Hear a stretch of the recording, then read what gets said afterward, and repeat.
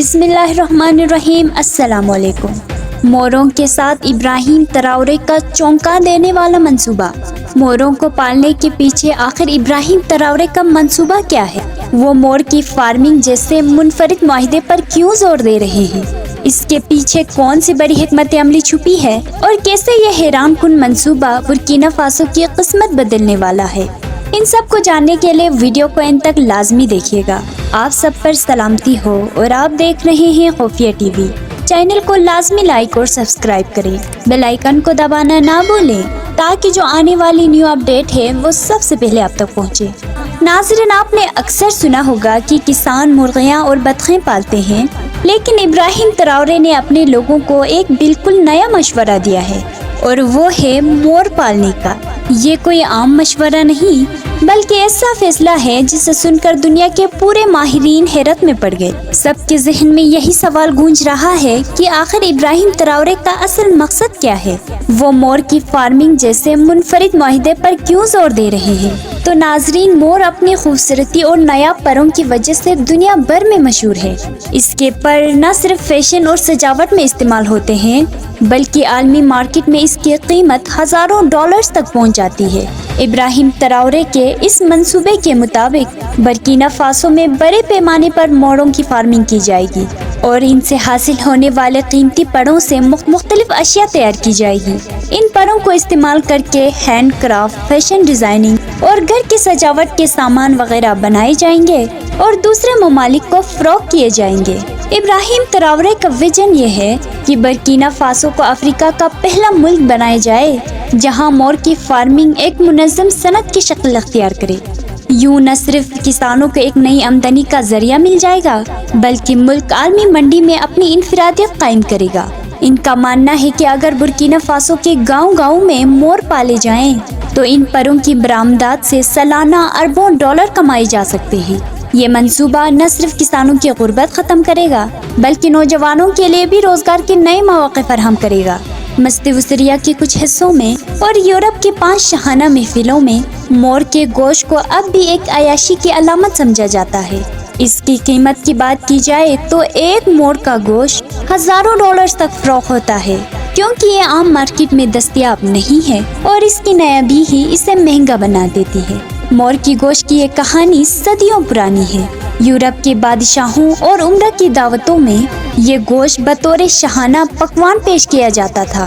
مہمانوں کے سامنے جب خوبصورت پروں کے ساتھ سجے ہوئے مور کو لایا جاتا تھا تو یہ صرف کھانے کے لیے نہیں ہوتا تھا بلکہ طاقت، رتبے اور دولت کی نمائش کا ایک ذریعہ ہوتا تھا۔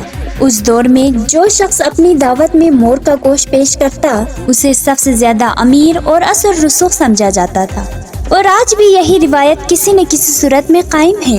مشرق وسطیٰ کے پاس امیر طبقہ کے لوگ خفیہ طور پر مور کا گوشت خریدتے ہیں اور اپنی دعوتوں میں پیش کرتے ہیں۔ کیونکہ یہ گوشت کھلا مارکیٹ میں نہیں ملتا، اسی لیے جب بھی کسی تقریب میں یہ دسترخوان پر آئے تو مہمان اسے ایک انمول چیز سمجھ کر کھاتے ہیں۔ کہا جاتا ہے کہ اس کا ذائقہ مرغی اور گوشت سے دونوں سے نرم اور مختلف ہوتے ہیں اور مسالوں کے ساتھ اسے پکایا جائے تو اس کی لذت مزید بڑھ جاتی ہے۔ یورپ میں بھی خصوصی شاہی تقریبات میں مور کے گوشت کو پیش کرنے کی روایت دہرائی جاتی ہے۔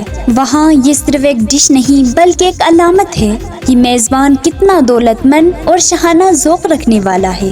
گوشت کھانے والے کے لیے یہ صرف محض ایک کھانے کی چیز نہیں بلکہ ایک اعزاز بن جاتا ہے کہ اسے ایک نئی چیز چکھنے کا موقع ملا ہے۔ یہی وجہ ہے کہ مور کی گوشت کی قیمت ہزاروں ڈالرز تک بڑھ جاتی ہے۔ اس کی نیابی اور مشکل دستیابی نے اسے ایک نیا اور منفرد ڈش بنا دیا ہے۔ دنیا کے وہ لوگ جو اپنی حیثیت اور طاقت دکھانا چاہتے ہیں وہ اپنے محفلوں میں مور کا گوشت ضرور رکھتے ہیں تاکہ مہمانوں پر اپنی دولت کا رعب ڈال سکیں۔ ناظرین، اس کے علاوہ مور کے انڈے بھی دنیا کے کئی علاقوں میں خاصی اہمیت رکھتے ہیں۔ جیسے مور کا گوشت نایاب اور مہنگا مانا جاتا ہے ویسے بھی اس کے انڈے بھی عام دسترخوان پر نہیں ملتے۔ کچھ ممالک میں لوگ انہیں بطور خوراک استعمال کرتے ہیں بلکہ بعض جگہوں میں اسے غذاؤں اور طاقت بڑھانے والی چیزوں میں استعمال کیے جاتے ہیں۔ چونکہ مور کے انڈے بطخ یا مرغی کی انڈے کی طرح عام بازاروں میں دستیاب نہیں ہوتے، اسی لیے اس کی قیمت بھی آسمانوں کو چھو رہی ہوتی ہے۔ ایک انڈا بعض اوقات 100 سے 200 ڈالر تک پہنچ جاتا ہے اور یہی کمی ان کی قدر کو بڑھا دیتی ہے۔ یہی وہ وجہ ہے کہ ابراہیم تراورے نے اپنے ملک برکینا فاسو کے لیے ایک نیا خواب دیکھا ہے۔ وہ چاہتے ہیں کہ ان کے کسان صرف روایتی زراعت تک محدود نہ رہیں بلکہ ایسی فارمنگ کریں جو دنیا بھر میں ان کے ملک کا نام روشن کرے اور ساتھ ہی کسانوں کو خوشحال بھی بنائے۔ مور کی فارمنگ ایسا ہی ایک منصوبہ ہے جو نہ صرف کسانوں کو ایک نئی آمدنی دے گا بلکہ برکینا فاسو کو عالمی طور پر نمایاں بھی کرے گا۔ ابراہیم تراورے کا ماننا ہے اگر برکینا فاسو کا ہر کسان مور پالے اور ان کے پروں، انڈوں اور خوبصورتی کو عالمی منڈیوں تک پہنچائے تو یہ ملک افریقہ میں خوشحالی کی ایک نئی مثال قائم کر سکتا ہے۔ یہی وجہ ہے کہ وہ عالمی طور پر اس منصوبے کو دن رات آگے بڑھانے کے کوشاں ہیں۔ وہ چاہتے ہیں کہ برکینا فاسو کے نوجوان بے روزگاری سے نکلیں، کسان غربت سے آزاد ہوں اور ملک کو ایک ایسی پہچان ملے جس پر آنے والی نسلیں بھی فخر کریں۔ تو ناظرین، ابراہیم تراورے کی مور کی فارمنگ کا منصوبہ آپ کو کیسا لگا؟ کمنٹ سیکشن میں ضرور آگاہ کیجیے گا۔ مجھے دیں اجازت، دیکھتے رہیے خفیہ ٹی وی۔ اللہ نگہبان۔